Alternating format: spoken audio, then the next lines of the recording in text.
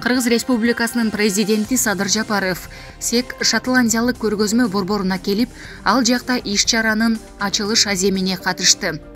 Саммит алкагында мамлекет башчысы эртең 2 ноябрда кайрылуу менен чыгып, анда иш-чаранын катышуучуларынын көңүлүн мөңгүлөрдү жана суу ресурстарын климаттын өзгөрүүсүнөн эле эмес, абийирсиз чарбалык ишмердүүлүктөн да сактап калуу маанилүү экенине көңүл буруп, айлана чөйрөнү коргоо маселелерине токтолот. Бунун климаттын өзгөрүүсү жөнүндө Алкактык конвенциясынын тараптарынын 26 конференциясы 30 миңден ашуун делегат, анын ичинде 120 дүйнө лидерлеринин, эксперттер жана өкмөттүк чиновниктердин катышуусунда өткөн Улуу Британиядагы эң ири саммит болуп калары белгиленет.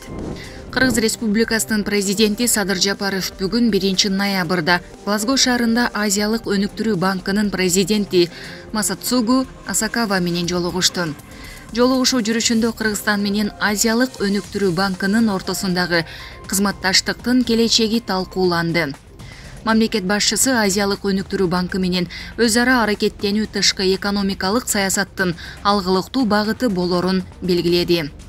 Биз Азия өнүктүрүү банкынын социалдык экономикалык өнүгүүдө, макроэкономикалык стабилдүүлүктү камсыздоодо жана коронавирустук пандемияга каршы күрөшүүдө көрсөткөн жардамын жогору баалайбыз.